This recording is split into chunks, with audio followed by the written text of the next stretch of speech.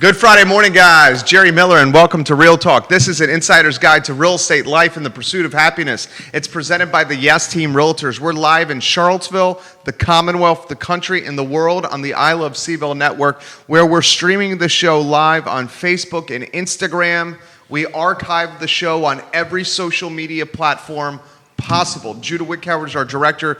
Keith Smith, the executive producer. Yes, the EP. And the star of the show. ¿Qué pasa, chico? ¿Cómo estás? Did you call me E.T. or E.P.? EP, executive producer. So I don't have my hearing aids in, so I'm only hearing out of in one ear here. E.P., executive producer. Can I get to put that on my business card? I mean, you should pretty much have a business card for Real Talk. I'm sure you've thought about it.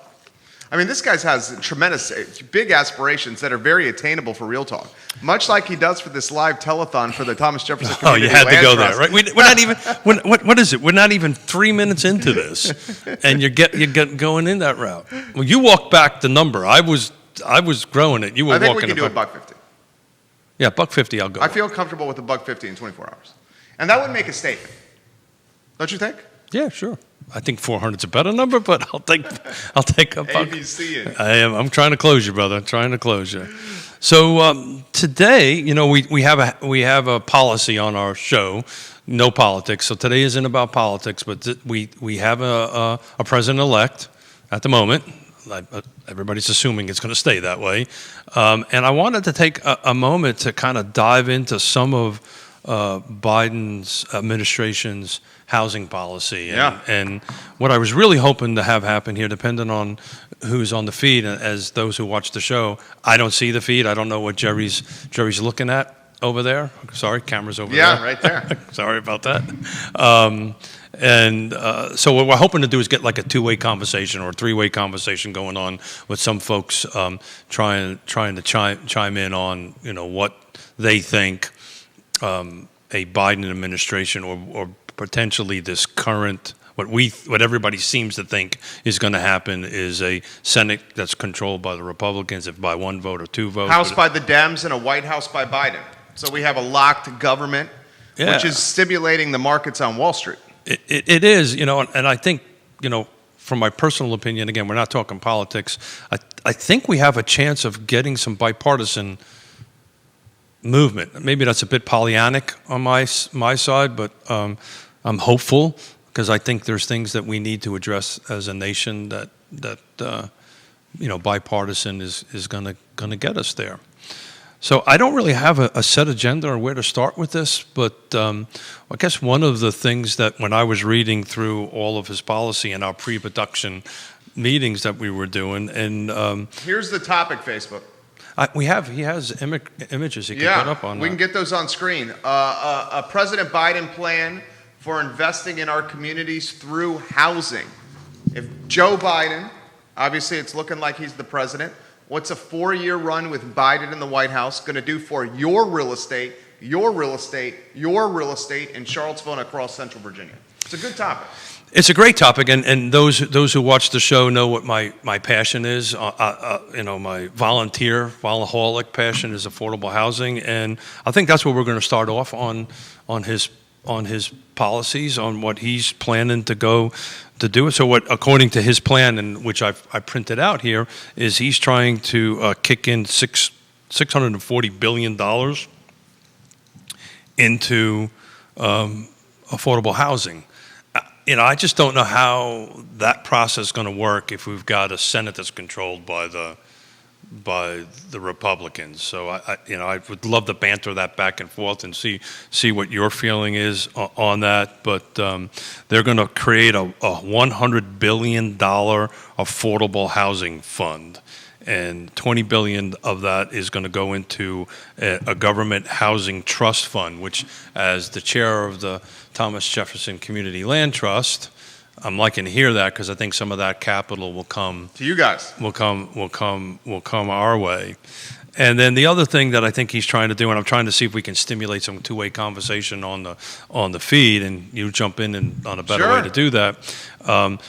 He's also proposing a homeowners and renters bill of rights, similar out to California, which is supposedly kind of help tide any foreclosures or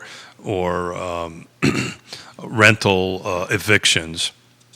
And let me see what else we wanted to do. And what else? So he's going to promote minority businesses, supposedly. And rentals and evictions, we talked about that. I'm trying to get to my notes. So the topic is Biden, how does it impact real estate? Put your comments in the comments section. The best comments will be in the running for a $28 pie from the Pie Chest. If you're uncertain on how a Joe Biden administration will impact real estate values, affordable housing, we understand. It's a work in progress. We're learning as well. If you're uncertain and you still want a chance to win a pie for Thanksgiving from the Pie Chest, let us know what you're thankful for in the comment section on Facebook and Instagram, and those comments will be in the running. We have comments coming in already. This from someone of tremendous intelligence who we both respect, and it's Neil Williamson from the Free Enterprise Forum. That's what I was hoping Neil would do. So Neil Williamson, Free Enterprise Forum, look them up online, Instagram and Facebook. And donate to them. What they do, guys, please hit the donate button when you look online. He's a community watchdog. He's a man that understands how small and medium-sized businesses and a strong economy can impact the region. So Neil Williamson says this, from Market Watch, housing, any Biden housing plans come amid a potential eviction crisis. Approximately 1.3 million renter households will be behind on rent by December, according to the Federal Reserve Bank of Philadelphia. That about 2.8 million adults and 1.1 million children. Think about that. These tenants will owe $7.2 billion in rent, which averages $5,400. Researchers project.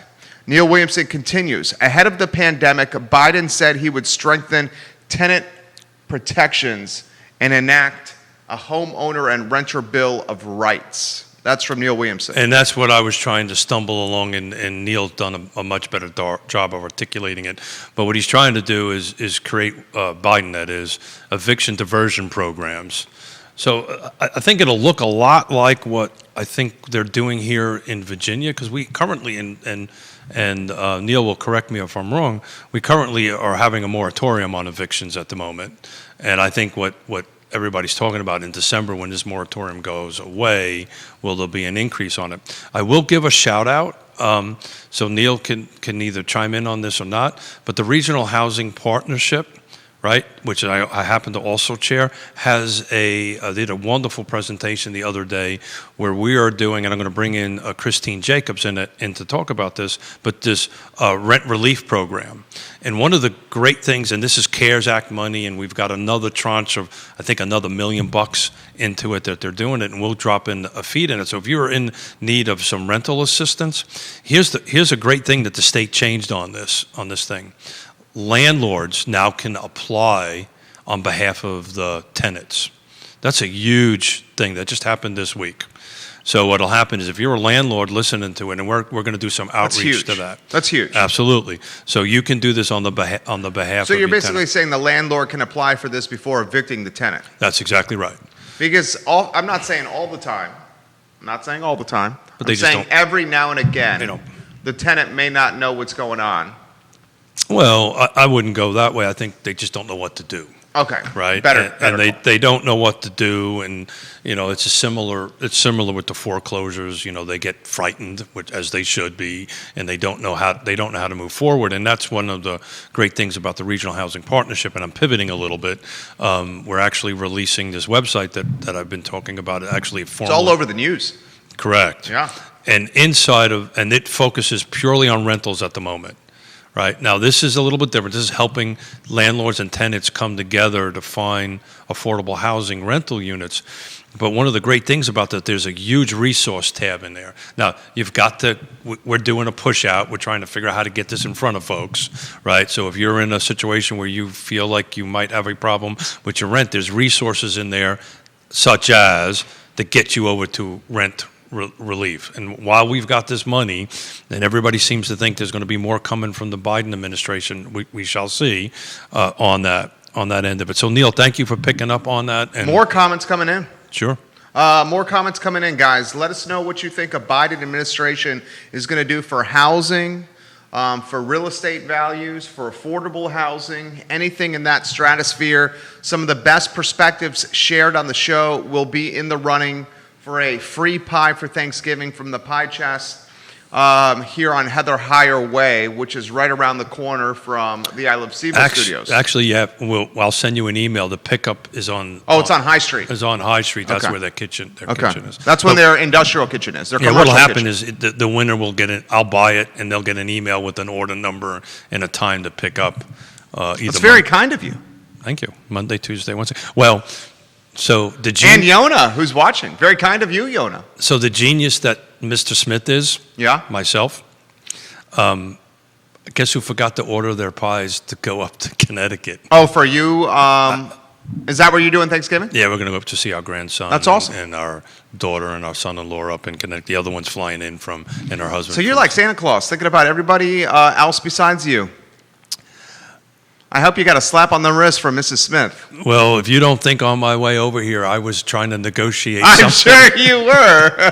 What was the negotiation? I'm buying these gift Let me cards. Hook a brother up? Hold on a second. There was zero negotiations involved in this.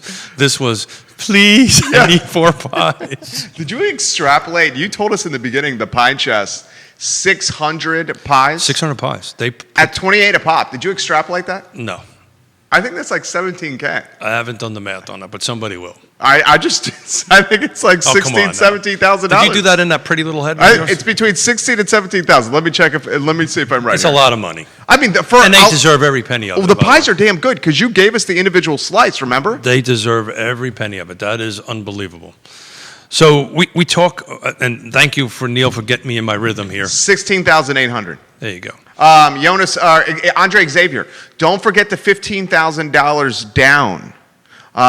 Down payment tax credit for the first-time home buyers. It's a proposal that's being discussed. It's an important one. That's why I love this show. Yeah, Right. that's from Andre. It takes me about, we talk about this off air, guys. It takes me about 5 or 10 minutes to get my rhythm going and the caffeine kicking in before I can go ahead and kick in and get chucking and jiving a little bit here.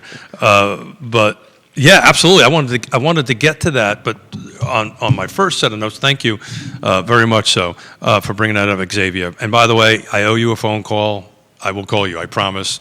We got to set this I thing think up. you committed yourself to African safari on the last show. Is that what it was? No, we're going to do that. For Yonna, she likes elephants. Mrs. Smith for her 60th birthday, which is about 30 years from now. Mrs. Smith for her 35th birthday, which is coming up. Thank you. Thank you for saving me. Yes, sir. Thank you, sir. Yes, sir, Batman. Robin always does that. Holy cow, Batman. Holy cow, Batman. So one of the things we always talk about this show is shortage of inventory.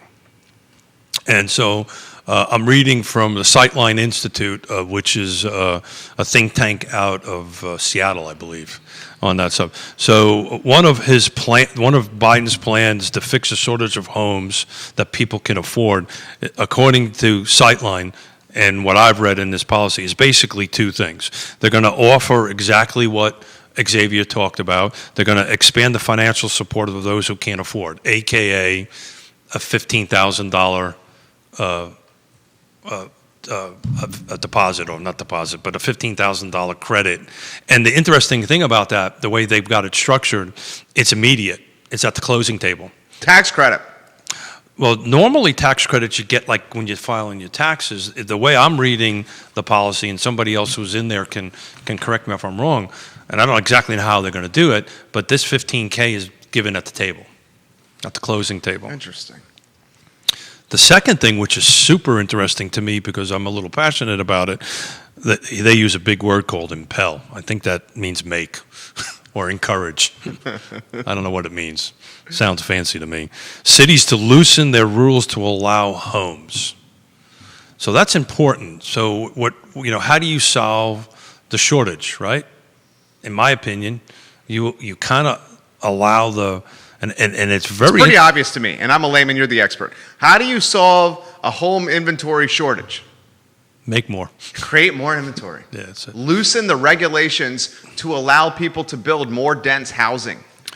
Deprioritize single-family detached and prioritize dense housing. Dense housing and public transportation lead the way to affordability. You know who taught me that? Mrs. Smith. You did. You taught me that. Isn't that right? Yeah, well, you can't have this discussion without incorporating transportation into it. But this is so basically what Biden is proposing here is what has already been done out in Oregon, and it's very interesting because if you track what happened out, and my daughter who lives in Washington will tell me I don't say Oregon right, just like I don't say realtor, but it is what it is. So what they've done, the state of Oregon, and they came together, and we talked about this a little earlier, where I think I'm excited. There's going to be some items that there will be across the board or across the aisle agreements on, and I think this might be one of them because that's what happened in Oregon. So the rural, very Republican-leaning stuff out in the state of Oregon worked with the Portland side of things, which is very progressive. So they were on very two different sides of the thinking to get rid of this thing called NIMBYism. At the end of the day, inclusion, and I'm going to probably get a bit technical here, occlusionary zoning and NIMBY is kind of creates NIMBYism. So what occlusionary zoning is basically, and it's well intended, but around rules and regulations, what it does is it kind of forces people of color out. It forces people. It just happens that way. So what they're trying to do with this project that they did out in Oregon is what they're saying is on your single-family detached lots, you're going to be allowed to, without going through a rezoning process, to put 6 more units. This camera right here. Oh, that camera. Yeah. That's the problem with the Instagram camera. This is where you want to connect with the people. Sorry, Instagram. I'm going to look that way now. Trying to help you. Well, and God knows I need a lot of it. So, Facebook. Sorry, Instagram. So what they're trying. How about I just look at you? There you go. And I won't look at this. The attention deficit syndrome is kicking in, folks. So, where was I? Oregon. Left, right came together. They've walked away from this NIMBYism and walked into what's called YIMBYism. Yes, in my backyard. And they actually came together. And what they've done, and Judah, I sent a couple of slides here, is very similar to what the Land Trust is trying to do on 10th and West in Charlottesville, next to the Dairy Market, one of our great sponsors on this. So what we're trying to do is run through the rezoning process in the city of Charlottesville to take a single-family, it's an R1S lot, single-family residential lot, and rezone it to what's called an R3. So I don't know if... He's showing it. He's showing it. Great, yeah, thank you. Yeah. To be able to put 5 residential units on this one lot. So it requires a rezoning process. So what Biden's talking about here... Sure. Pass me that iPad and I'll get it on screen for him so he can reference it on the big screen, Judah. That's what you're looking for, right? More attention deficits. I mean, that way you can be the teacher. You're good at this. There you go. I don't know about that. So that, when I read through his program, that's one of the things that excited me the most. I'm hopeful that both sides of the aisle, because I don't think he's going to be able to do this on his own, and how this filters down through the states. But if they're having this conversation of taking that concept and doing that, what we're trying to do on Nassau Street, on 10th and West, so we, the Land Trust, affordable housing provider, is going, instead of building 1 home, we're going to build 5 homes, and these 5 homes are going to be way below market, somewhere around $200,000. Don't hold me to that because we're still trying to come down through the construction process. Yeah, the supply chain. Well, as you know, construction costs are coming up, and we're trying to retool everything. So $200K. Well, we sold the ones on Nassau for Street. $215, right? For $215. So they're literally going to be exactly the same homes. But you're getting them more affordable? Excuse me, sir? You're dropping them $15K in price? I'm going to try to drop them to $200,000. Dude, that's like close to a 10% drop. That's significant. I'm going to try to do that. How are you doing that? A little magic. Yeah? Yeah, so you made it more efficient, the process? Well... that's a significant drop, dude. Yeah, so... don't hold, if I don't get there, please don't yell at me. Okay, That's what I we're gonna won't. do. So what we're doing is we're reproducing Nassau Street, right? So they're going to be duplexes and one single-family detached. They're going to have solar on them. And what we're doing is we're bringing all our partners together that built those houses to include the Bramante architect. Homes. Christopher's in the Homes, mix. there you go. We're going to bring all those. Fulton Bank. I feel like I'm part of the team. They're part of the team. I love Charlottesville, apparently. You're funny when you do that. When you leave that alone and you're that guy, you're charming and hilarious. You know that. So you're trying to tell me I don't read well? Is that That's not what I'm saying. It's got pretty pictures. I can you do have it all right here. Yeah. Is this therapy? Are we doing therapy? Yeah. Okay, we're doing therapy. Sorry, people, we're doing therapy. This is going to crush it. Yeah. It's Judah, needed. can you go back to the one that's not the picture of the Oh, got it. Thank you. So those who want to know where that is, over as you're on the upper right-hand side, or they're looking at is where Dairy Central is. So on the opposite side where it says 10th Street is where Dairy Central is. But that's what Biden is proposing in this thing I'm not allowed to look at now. So what he's proposing to do that. Now how that funnels up and down and sideways through it, but that excited me that was in his particular proposal. So that, along with this, so if the land trust, when the land trust builds this, because we're going to do it, and there's $15,000 coming in as a down payment assistance, that's probably how they're going to do it on this thing, not necessarily a check at the table.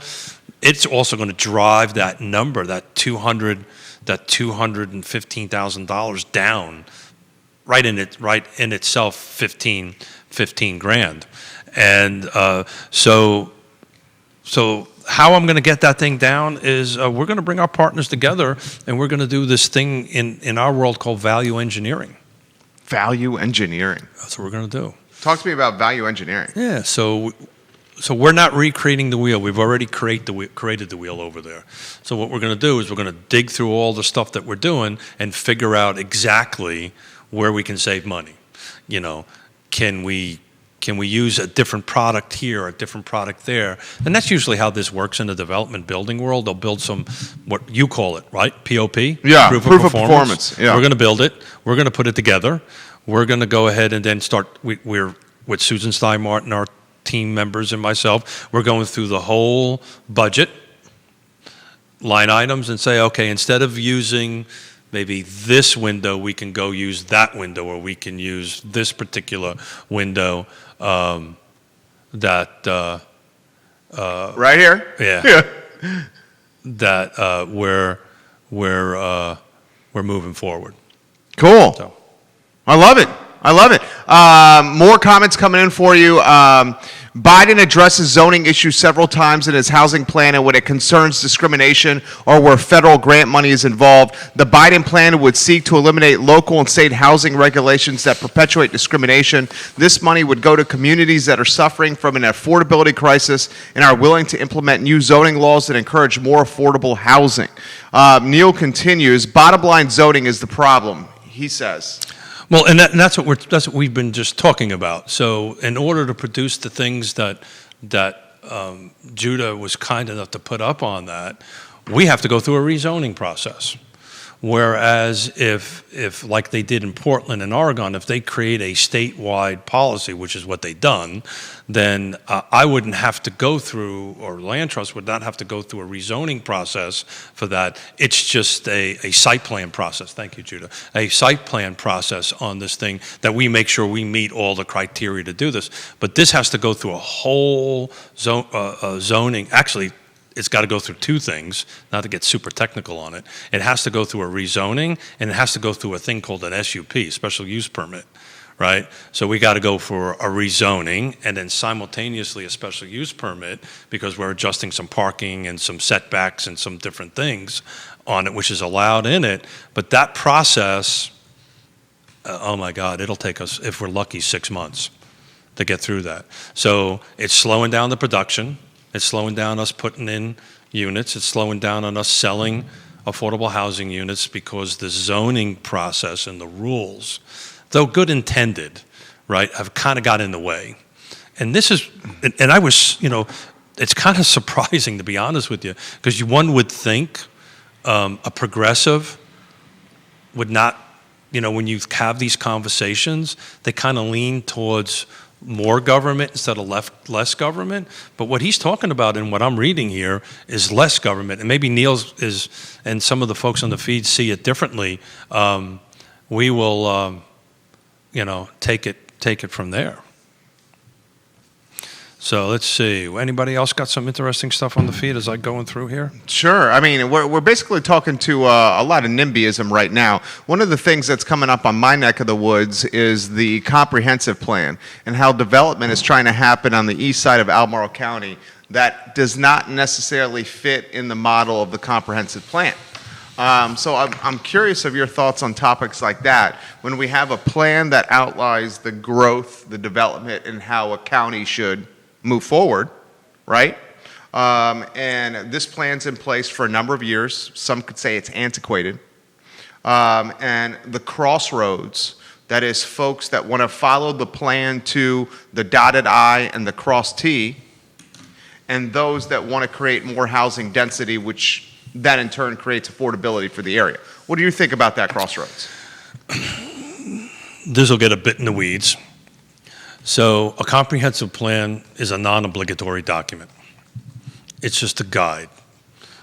The city has the same concept, right? So let's just assume that this land that we're talking about for the land trust was out in Albemarle County, and let's assume that we want to try to get this through. So what happens is these elected officials will look at these comprehensive plans. The staff will look at that, and then they'll see if our proposal meets with the intent of the comprehensive plan. At the end of the day, it funnels through the process, and in the Charlottesville case, the city councilors ultimately are going to make this decision. Ooh. Right? So that's how this works. So a comprehensive plan is a great guide. It's a great book, right? And some folks may disagree with me on the feed, but from a practical perspective, this is how this works. But the comprehensive plan, and I'm going to be a little bit facetious here. The comprehensive plan could say all grass needs to be planted upside down. When you lay sod, the brown side has to be up and the green side has to be down. That's what the comprehensive plan says. And there's a whole long process. It's a public process to get in there. But that comprehensive plan creates this document. You and I take a rezoning application through the process, right? And we get to the city council, the board of supervisors, and they look at that and they go, no, we're okay, let's plant the grass green side up. And if they make that decision, then they are the authority on that matter. Now, they tend to lean very heavily on staff and lean heavily on the comprehensive plan because it's a process. But if you lean on the comprehensive plan, then you can say, I didn't make the decision, this plan made the decision. Well, it's still an elected. It's still a political decision. I don't see them, and correct me if I'm wrong, I learned from you, I don't see them veering often from the plan. That happens to be Albemarle County. I can tell you several counties I work in happen. Fluvanna County does it all the time. Fluvanna alters the plan? Sure, okay. Sure. Albemarle does not. Yeah. They don't alter much. Am I wrong on that, Neil? Well, I don't disagree with that. Neil would fill into it, but I'm talking from a technical perspective. Uh-huh. If the board of supervisors or city council members make a decision, they do not have to make a decision because it's in the comprehensive plan. Right? They don't have to. And oh, by the way, typically these comprehensive plans are older than what the current board is. And right. There's a lot of rotation going through. Then that it gets back to institutional memory. It gets down to institutional memory, and circumstances change. The topic I'm talking specifically of that kind of fits this here, and Neil says, as Keith knows, every locality in Virginia must review their comprehensive plan every 5 years. That's correct. But it's Breezy Hill on the eastern side of Albemarle County, right? And the comprehensive plan is very clear with what it says with roads and 250 and access for I get all that. Fire and rescue personnel and density of housing. Sure. I'm all for, you know me, I'm similar ideology with you. I'm all for density, more housing. I'm all for making this place affordable. What some trepidation, which I think is legitimate, the other side of the aisle says, how can we add so many extra units when we don't have the road infrastructure, fire rescue, et cetera, personnel in place to service those units, which I think is a legitimate statement. These are all legitimate questions, and they get vetted through the process, and Neil is right. Every 5 years you have to do that, but it depends on where you catch in the political cycle too. Touche. Within that within that 5 years, right? Because you're saying a guy like a Michael Payne is more pro-housing. So he's more willing to potentially veer off the comprehensive plan because he understands the value of density. Well, I would and never more speak units. for Michael No, Payne, but for the sake of a talk show. a city council member Yeah. may have been elected after this comprehensive plan was adopted, or board of supervisors, and they may have a different opinion on that, and the circumstances change. And 5 years is a long time in this world, right? Yeah. Well, especially in local government. That's a long time. There's potential of 2 turnovers or more in that scenario. So look, I don't want to get too much into the weeds on that set of things, but the reality of it is the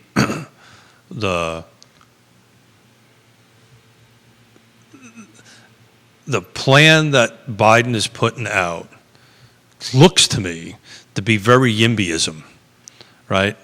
Now, there's the devil's in the details, as everybody knows, and we have to try to get through this stuff. But what they're saying is, look, we're going to give you 15 grand. Again, this has to make it through the Senate, which, if you read the Sightline thing, they pretty much say that's not going to happen. Yeah, the GOP is not going to push this forward. Maybe I'm wrong. I just don't see the GOP doing this. Maybe I'm wrong. I mean, Well, granted, we don't even know the GOP is going to control the Senate. We got a runoff in Georgia. We don't even know what's happening right there. Sure. But if the tea leaves suggest the Republicans win the Georgia runoff, control the Senate, and the tea leaves suggest that this $15K tax credit proposal for first-time home buyers at closing ain't going to happen. That's just what I'm reading. Maybe I'm wrong on that. No one can see down the road. Well, so the other couple of things, if you go through some of the stuff, his plan is talking about strengthening the vouchers, the Section 8 vouchers, right? That's good. Well, what he's trying to propose is that landlords can't reject them, right? And he's also trying to do a renter's tax credit. So some of these Section 8 vouchers and these tax credits are going to have to make it through the system. So I'm trying to go through here and find out what plans he can implement unilaterally. In other words, by executive order in that. And I'm not smart enough, and I'm sure Neil is, to go through that. But if we can accomplish this 15,000, and we can accomplish this reversion of NIMBYism, right, where they can put a little pressure on the city governments to allow what we're trying to do on 10th and West, that will open up inventory. Oh my gosh. That will provide, because let's face it. I mean, you talked about this at your 5. I watched yesterday, 5 at 5, right? The Daily Digest. Daily Digest, thank you. The average sale in Crozet is 507. Yeah, I mean That's astonishing, right? that's not affordable. No. Okay, so that's worth repeating. And this is according to the CAR data. This is legitimate. The average home sale, Q3 2020. So what is that? August, September, October? Or July, August, September. July, August, September of this year, Q3 2020, the average sale for a home in Crozet was $507,000 in Crozet, Virginia. 507. That's not affordable. We're trying to. And there's less inventory coming on the market. Absolutely, yeah. I was on the phone with the developer earlier this morning, a national one. I'll leave the names out of it. They're trying to do some projects on that side of that mountain, and they were trying to talk about the comprehensive plan. So the comprehensive plan also typically has a map attached to it. So in Fluvanna County, some other counties, they call it their growth areas, right, where they want to focus their growth to.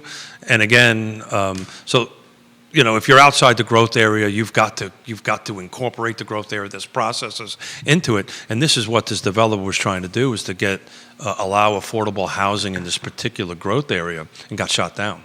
Not at the board of supervisors level, but did not make it into a plan that Albemarle County is putting it. Now I don't know the particular details, and I will once I make some phone calls later on today or tomorrow or Monday on that end of it. So, but I mean, did you also see the statistic, Instagram and Facebook, this is important for you. Did you also see the statistic, and I'm going to call it up right now, that admissions for the class of 2024, early action and early acceptance, basically the people that are showing interest to coming to the University of Virginia, it's upticking. Sure. So more people want to come to the University of Virginia than ever before.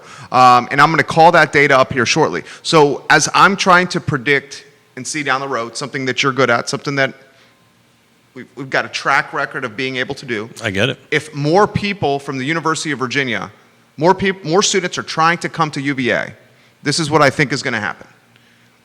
The additional demand for students at UVA is going to take up more real estate inventory around the college, off grounds. And if that off grounds inventory around the college is scooped up by people that have their housing paid by mommy and daddy, it's going to take inventory away from folks that live in Charlottesville that are working a job, trying to make ends meet and pay their rent. That's going to make this area even less affordable. It's been doing it for years. And for throw in the decades. COVID driving momentum into that. It's been doing it for decades and decades and decades. I told you, I shared with you before the show, I'm showing property from out of the state people all weekend long, all afternoon today. From where? Can you say where? From the Northeast. From the Northeast. From the Northeast, yeah. Yeah, and they're looking to come down here. Very similar reasons that they've always been looking to come down here. But this is going to put this upward pressure on inventory, right? And it is. Look, we talk about this on the show all the time. I hope that Biden's able to get a couple of these things through. I think they're good things. But I was on the phone with Scott Morris this morning on a project that we're doing, and we were just joking around a little bit, and I said, man, it would be really nice if there was a $15,000 incentive for people to sell their houses, right? Just to open up the inventory a little bit. Obviously that's not possible. I don't think it's possible. But it was, here's the downside to this. The government, let's assume they get this going through, and let's assume they got this $15,000, and let's assume some of the money's moving around in the right direction towards these affordable housing producers, either for profit or nonprofit, right? If we can't get through the zoning stuff that Neil's talking about, that Biden's talking about, where are they going to go? It just makes the frustration worse, right? They go to Waynesboro. They go to Waynesboro. Go to Fluvanna. They go to Fluvanna. Even that's getting hard. Right. There's 22 houses on the market at Lake Monticello. Is that true? That's very much so. Is that the lowest you've ever seen? That's the lowest I've ever seen it. That's a great statistic right there. That's the lowest I've ever seen it. I remember when I first moved there in 1987, there were 600 houses and 300 of them were for sale. So, it's ridiculously low. And I think it was Greg who shared Fluvanna County is like, we talk about this all the time, is exploding on the new construction side. We got a project that I'm part of that's coming on that's going to bring 325 units to the market. By the way, 125 of them are going to be rent apartments that are 60% AMI and below. So this client that we're working with is going to produce 125 affordable housing rental units in the end of 2021, maybe the beginning of 2022, that the tenant cannot make any more than 60% of the area median income. You're going to love this.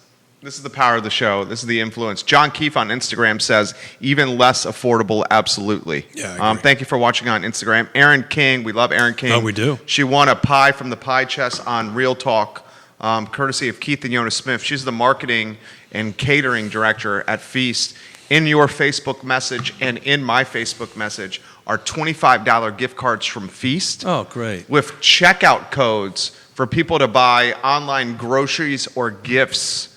Wow. So that's just incredibly generous. Yeah, that's unbelievable. We need to, this is what, if you're okay with this, Aaron, first, how many of these do we have that we can give away, if you can let us know? Sure. What my suggestion would be, Aaron, is maybe next week as we get even closer to Thanksgiving on Real Talk. I'm on the same page as you. On Real Talk and on the I Love CVille show, Aaron King, what we'll do is we'll use this as prizes on the show. She says what goes around comes around. We're very grateful for the pie that they won. Oh, well, yeah.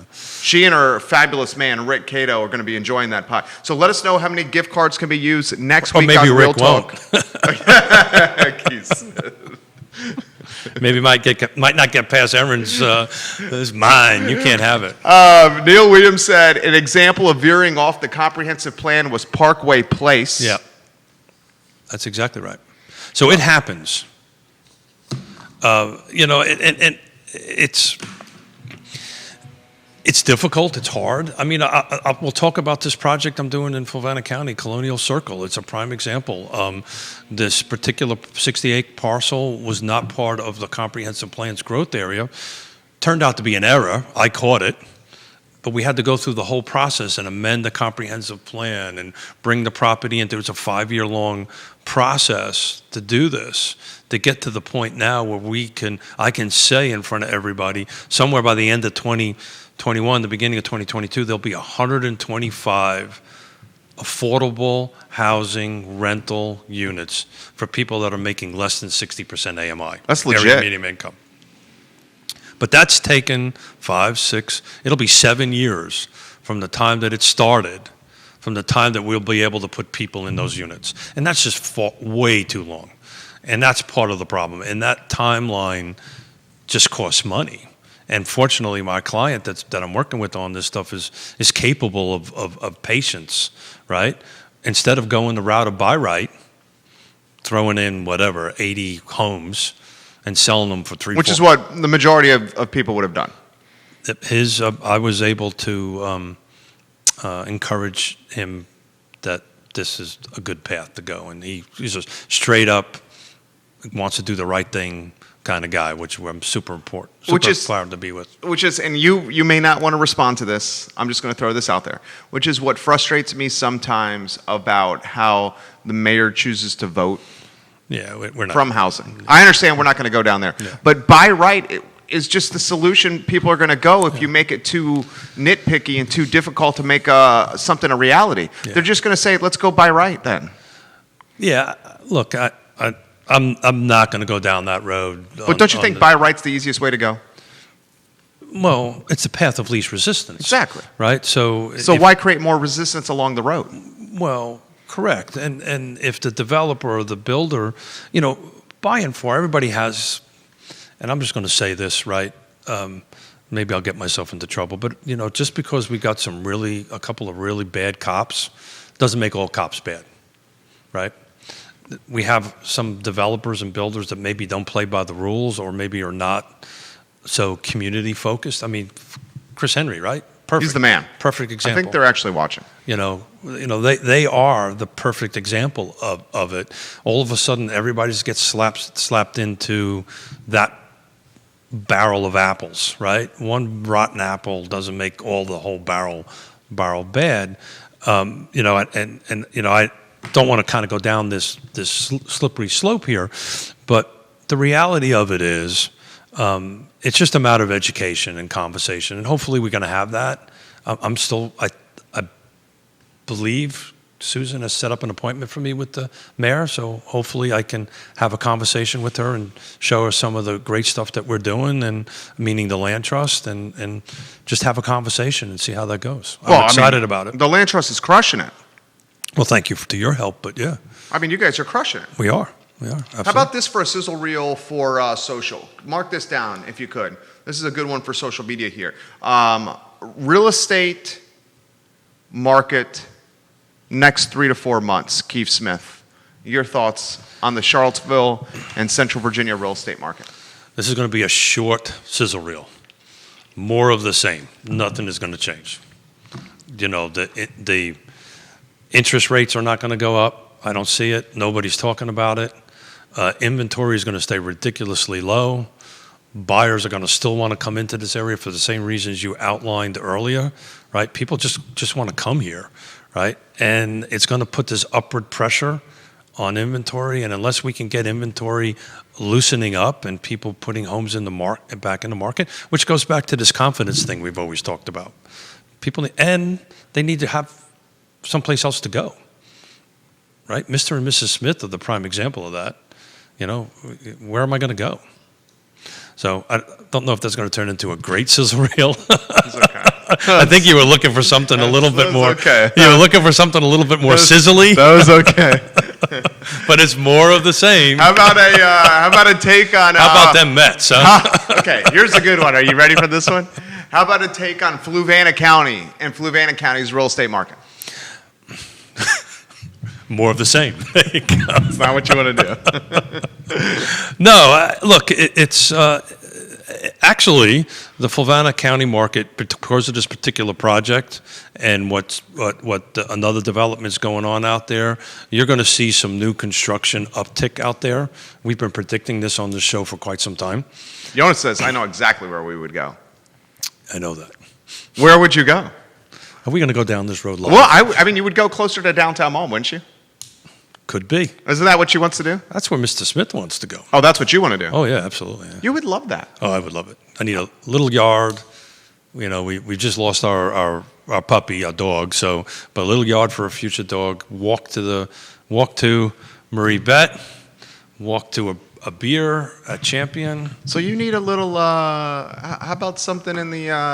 Let's move on. How about in the Belmont Hogwaller?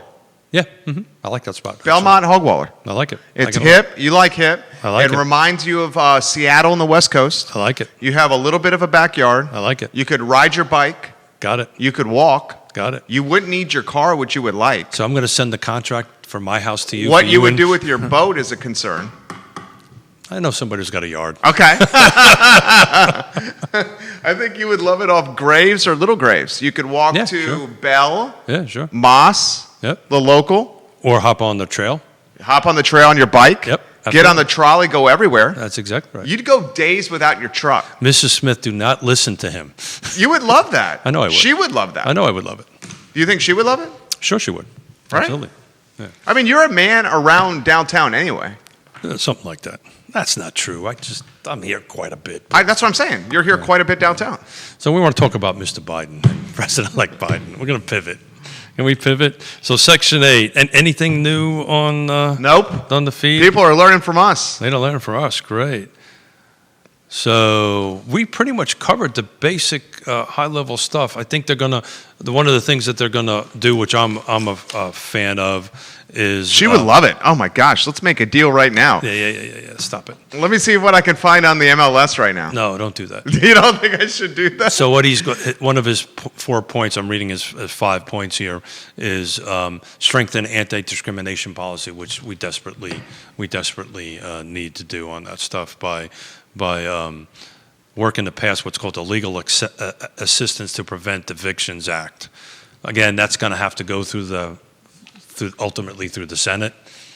Don't know how much traction that's going to go, but you know, I think what really excited me about his plan, and we've mentioned it a couple of times, is this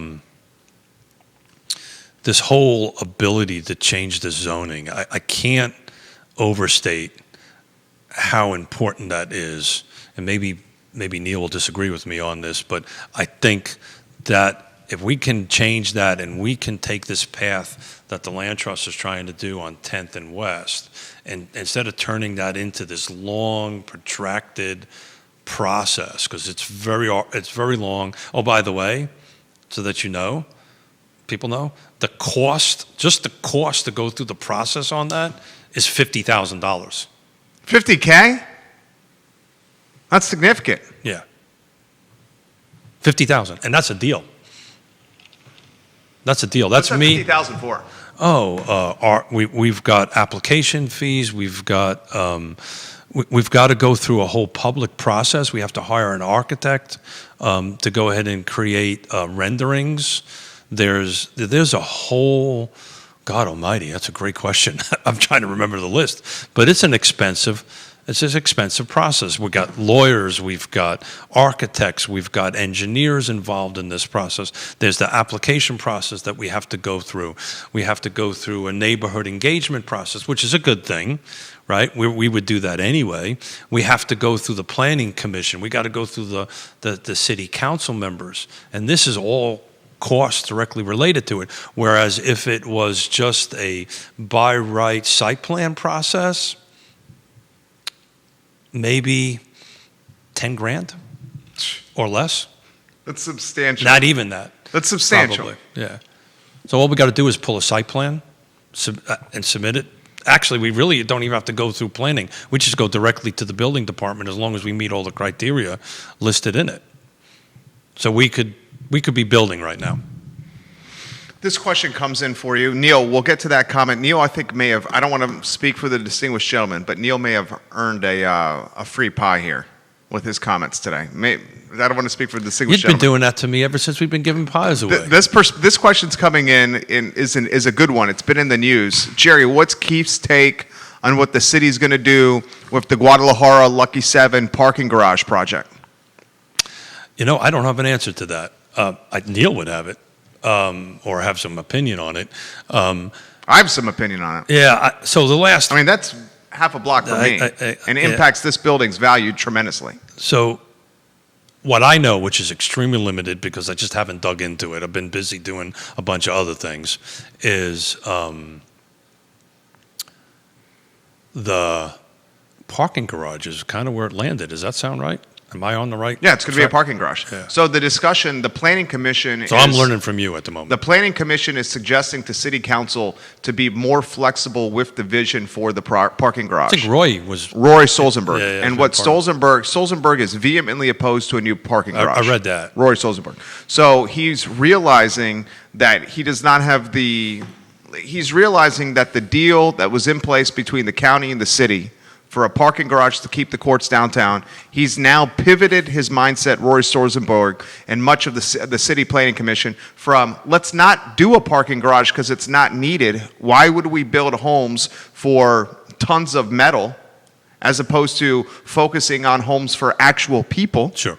He's pivoting from that mindset to making the structure of the garage itself a little bit more flexible, Sure. and that it can be more retail housing Sure. and a parking garage, and not just a structure for cars or vehicles. Well, first of all, that just makes sense.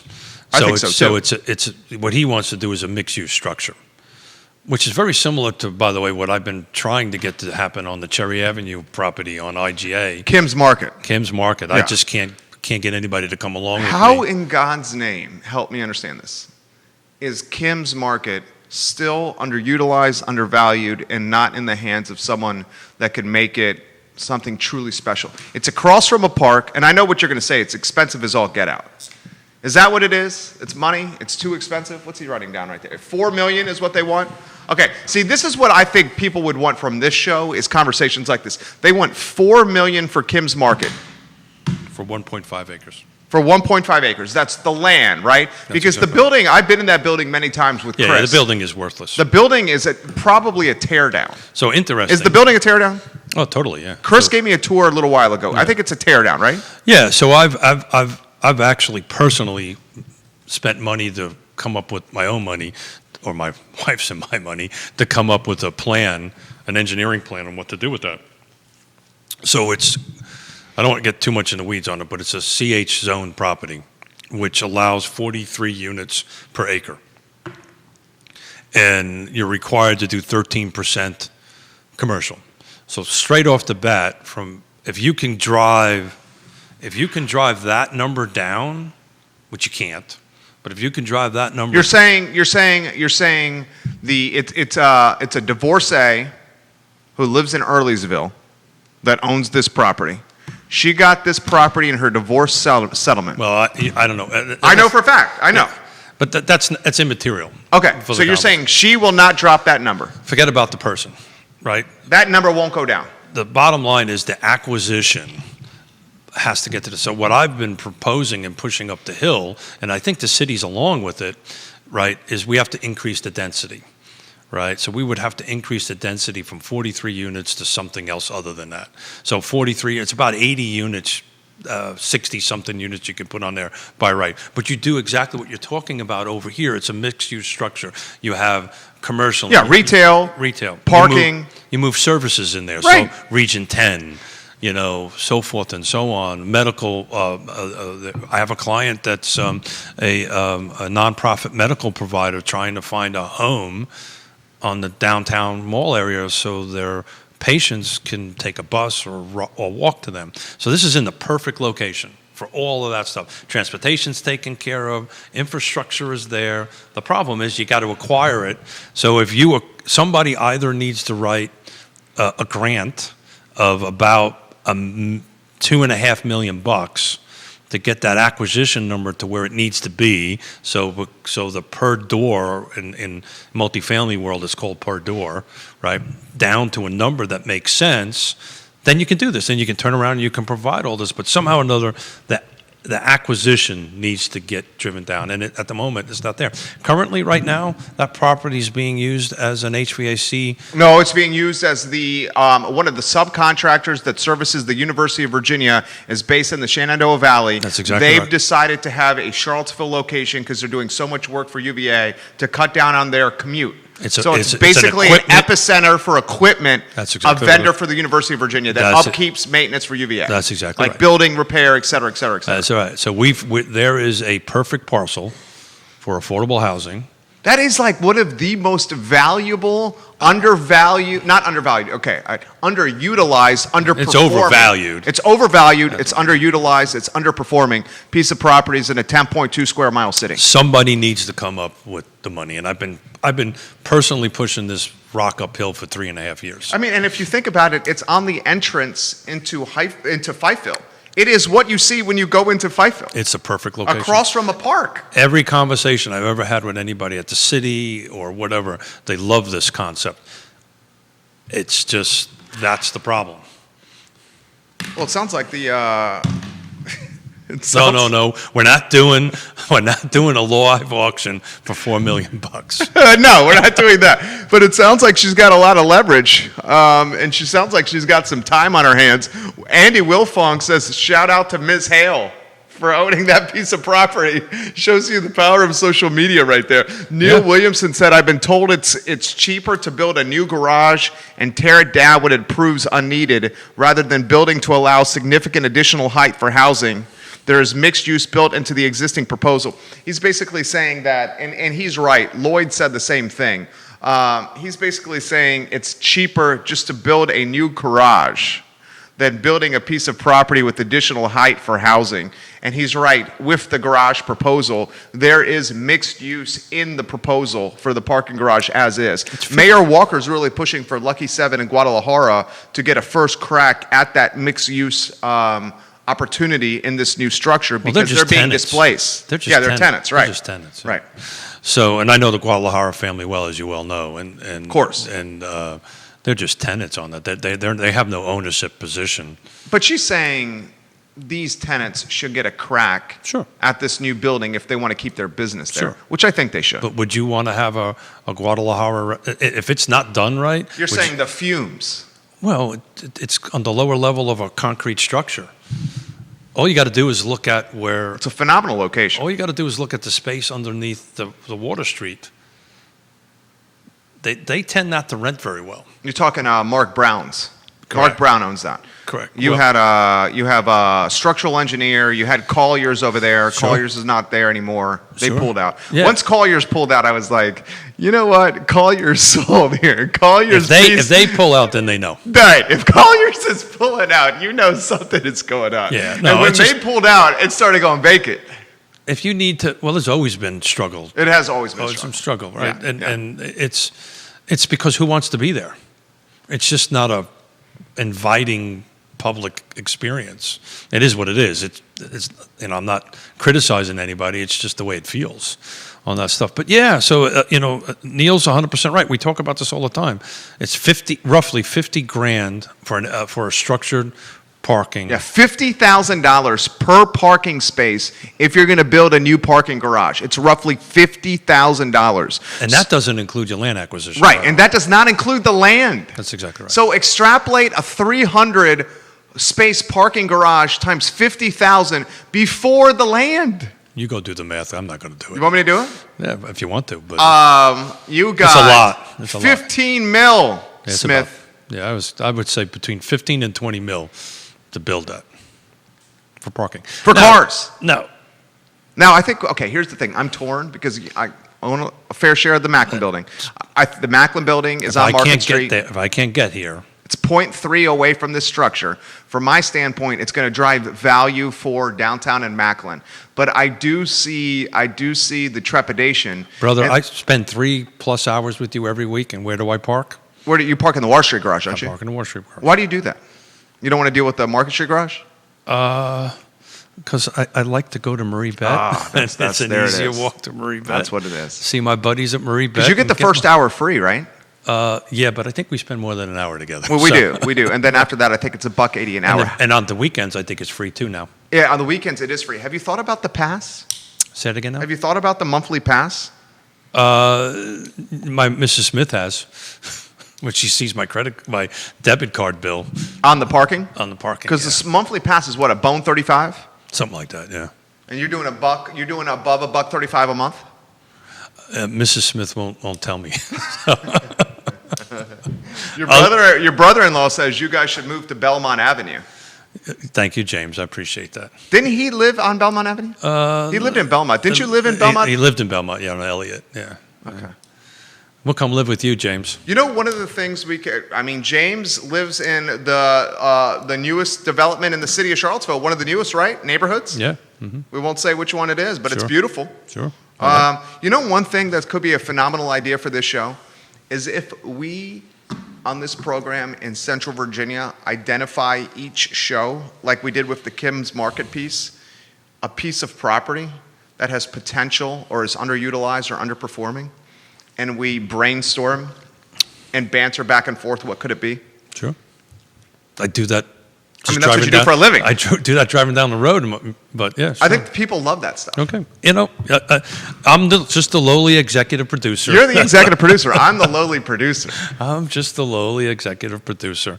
Yeah. So, today was a bit of a high-level subject. I really wanted to engage the community in it. I've just really, when you start reading things and then start using the word YIMBY, right? There's a thing I'm going to read here which get me really excited. The long-term view for federal action on housing. There's a sentence here. There's been a demonstrated bipartisan support for the YIMBY Act. There's an actual act that's floating around out there called YIMBY. So if we can get the parties together, and I use the word we, but it's not me and you, but if they can get together and start pushing this YIMBYism, and if you really take the time to digest it and Google YIMBYism and take a look at what happened out in the Northwest, actually the whole West Coast, because California's also done the same thing. All these fears that everybody's had, these NIMBYism fears, never happened.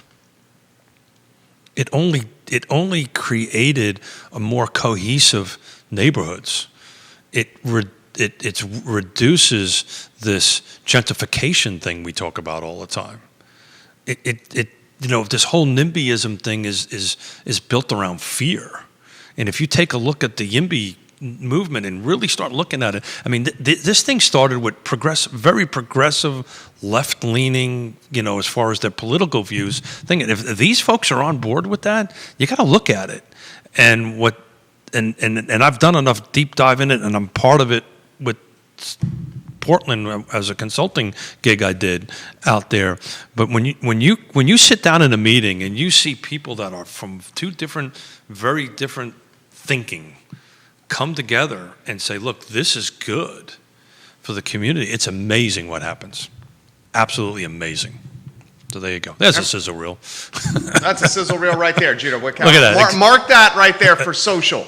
Executive producer. The value of, what would that be called? The value of affordable housing for our community? Well, I think the value of YIMBYism across the board. The value of yes in my backyard mindset and what it could mean to Central Virginia is the copy. But I would encourage anybody who... That's the copy. That's the copy. The value of means. a yes in my backyard mindset and what it could mean for the Charlottesville and Central Virginia real estate market. According to Keith Smith on Real Talk. Yeah. There's the copy. You had to put that in there, huh? But do yourself a favor. If you're watching this and you got a minute, Google it. Google what it means, and Google, do spend a little time on, as I call it, the Google, and research it. You may not change your mind. You may think the same, but it's really the fears that happened. The fears that everybody thought was going to happen. Never became reality. Never came reality. Yeah. I don't know how Neil feels about this. I mean, I think that's safe to say. I think anybody that follows this, even at a cursory level like me, knows you're exactly right. Yeah, and I get it, right? No, you're here, and I don't want somebody else here. Yeah, people are afraid of the unknown and the uncertain. That's exactly right. Especially when it comes to their most prized possession, Absolutely. Which is their home. And their family. That's exactly Which I understand how that fearful mindset became. I get it. But the track record says, get over it. Yeah. The only case is when the infrastructure from my standpoint, I love density. I think we need more housing. I think we need to figure this out, where you're going. Or this is going to be a white rich playground. I say that often on this program. Well, this is a way to help that. But I agree. Infrastructure, that's the reason we spent the time talking about. The only thing we should consider and prioritize is when the roads and the rescue personnel, the EMTs, the police, et cetera, do not line up to the added density that's being proposed. So what they found out in the western states, it was not much of a drain on that. Because so we talked about the Kim Market. Yeah, Kim's Market. So that would be Cherry Avenue. That would be the perfect YIMBYism project. Okay, no, that one, I agree with that. And you're saying because it's got access to public transportation. And you're saying the people, if you took Kim's Market and you created dense, affordable housing, the people that live there would not put demand on roads because these people would likely be walking, biking, or public transporting to the epicenter of employment, which is Charlottesville. They're already at the epicenter, so they don't need their cars or trucks as much. That's what you're saying, and I agree with you. My response to that would be I 100% agree. My concern would be more like a Breezy Hill in eastern Keswick, down 250. Southern's planning that, Charlie and Frank. I love Charlie and Frank. They're great. They're fantastic. I love Charlie and Frank.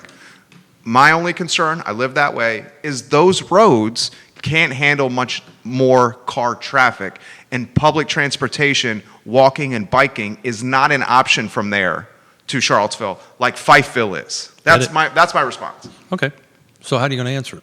Well, it goes back to what you taught me. The only way we're truly going to make YIMBYism, yes, in my backyard, the only truly way we're going to have success with YIMBYism, first we have to make public transportation more ubiquitous, approachable, and reliable. If there was an opportunity for these extra units, I don't know what the exact number is, it's a lot that's being planned for Breezy Hill in the eastern Keswick and Albemarle County. Sure. If there was a bus stop there, sure, and those units came in at a price point where it was more, first-time home buyer, and we knew that bus stop and public transportation was going to take all those folks and public transport them to Charlottesville, then okay. So it has to be. But we don't have one. Well, the other part of that, Mr. Miller, is the mindset of the buyer has to change. Sure, and that's happening because younger people are buying. So it's very interesting. Gen Z, right, and millennials are the buyers, and they'll have a different mindset about that. They will go ahead and do that. But currently, that's a difficult thing because everybody wants a car. Yeah. Right? Especially in this area. Well, it's just an American thing. And when you take a look at these other areas that I've been referencing out west, they have a more, as you say, transportation, public. Ubiquitous. Ubiquitous. Yeah, like that which word. Means everywhere. I got that. Yeah. And robust. I like that word too. And reliable. And reliable. And approachable and fairly priced. I'm not talking about Ubers here. I'm talking somebody. I know what you're talking about. Yeah, you know this. Someone needs to be able to take to and from like $3, $4. So it's an interesting thing, and we're going to ask Brad Sheffield to come on. That would be a good one. Yeah, and so those who don't know who Brad runs Jaunt. Jaunt, you can, people don't know this, you can live in Lake Monticello, and you can take a Jaunt bus downtown Charlottesville. Yeah. Actually pick you up at your front door. Can't you take it from Crozet? They'll pick you up at your front door. Right. They are doing point-to-point pickup and delivery. The thing is the mentality needs to change, right? The usage is not that great, so it becomes an education process. This is a very dear friend of mine.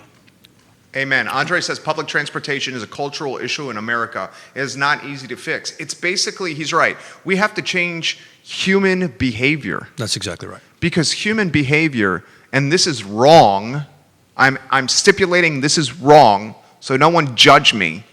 But human behavior when it comes to public transportation, it's often seen as people snubbing their nose, Sure. or it's below them. Sure. Is it not? Isn't that what the perception is? Yeah, I don't. For a lot of people? You're not. I'm not arguing with you. Right? Yeah, it's And that's wrong. without a doubt is wrong. Without a doubt, wrong. It's wrong and it's immoral actually. So, but the reality of Crappy it is part is COVID is negatively not impacting helping that situation now. public But look, transportation. we got a vaccine coming up, right? Hopefully that we this time next year we have a very different conversation about that. Knock fake IKEA. Knock on fake IKEA. Fake IKEA, which there's no such thing as fake IKEA. I It's know. fake wood. I know. IKEA's IKEA. I've been meaning to talk to you about I was this. waiting for someone to say that. IKEA is IKEA. This just happens to be fake wood. Yeah. This is So, laminate. Knock on IKEA is what we should be No, saying. knock on fake wood. Well, this is IKEA. IKEA's fake wood. Okay, so knock on fake wood, which is IKEA. Okay, we're not going to do this in front of everybody. But you're wrong, by the way, in case you were wondering. It's a black and white cookie, Jerry. It's a black- The black and white cookie. Oh, now that's a classic episode. We love that one. So look, the reality of it is you're going to have to move this stuff slowly, right? We focused on the Cherry Avenue, the Kim Market, but there are other opportunities. There is these connector buses out in Crozet that you can take in and out. Jaunt is doing it. They call it Connect. You can do this. Or it can take you to a certain point, or you can drive to a certain point. But transportation, you cannot fix what we're talking about without fixing or addressing transportation. And Andre's right. How do you change that mentality? The two most, and it's 11:30. I'm sorry. You got a busy. The two most okay, correct me if I'm wrong. This honestly should be a topic or a segment in our show. Your show. You're the boss. You get to call. You get to call the shots here. But it sounds like you're telling me. What do you think the two most Is that what he's doing, Judah? Is he telling me something? Yeah. The two most undervalued, or excuse me, that's the wrong word. The two most underutilized or underperforming pieces of property in the city of Charlottesville.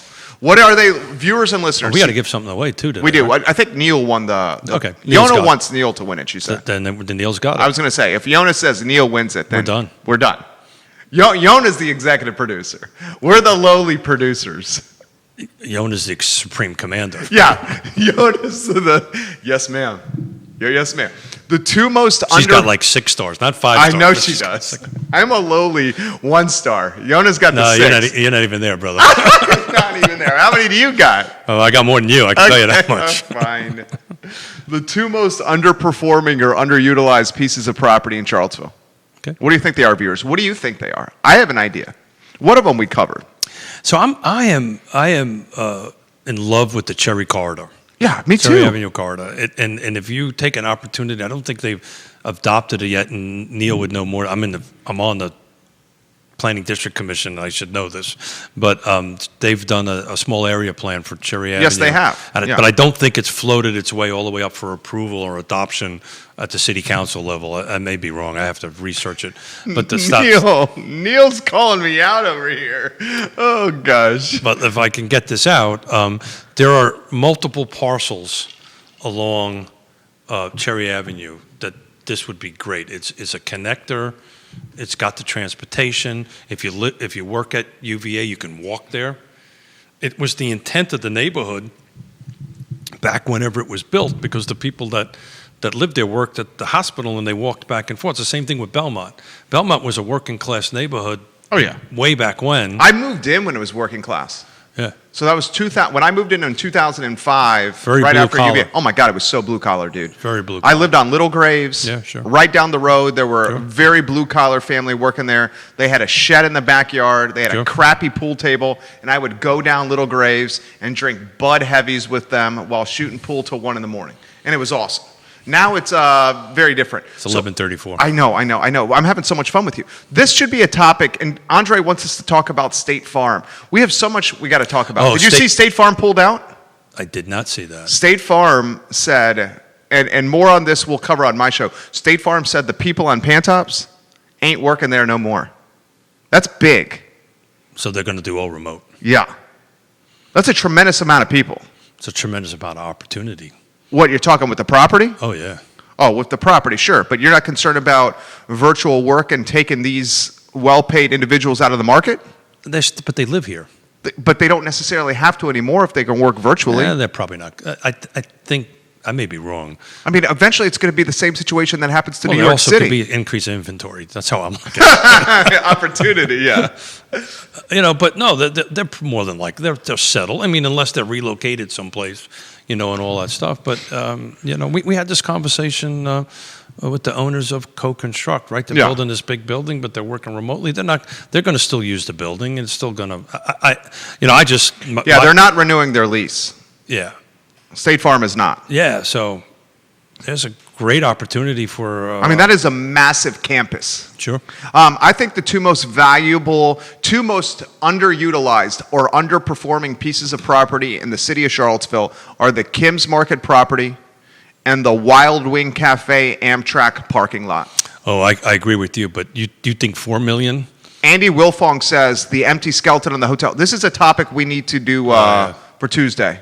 Is people are flooding us with undervalued pieces of property and why they think they are. Also, the executive producer will make a decision. Barbara says many State Farm employees live in the Valley, Keith. Sure, they do. And she says, Andre says DMV is for sale. Gosh, this is amazing, social media. Andre says DMV is for sale, but Neil says to Andre, the DMV will be in their current location until 2022. Yeah.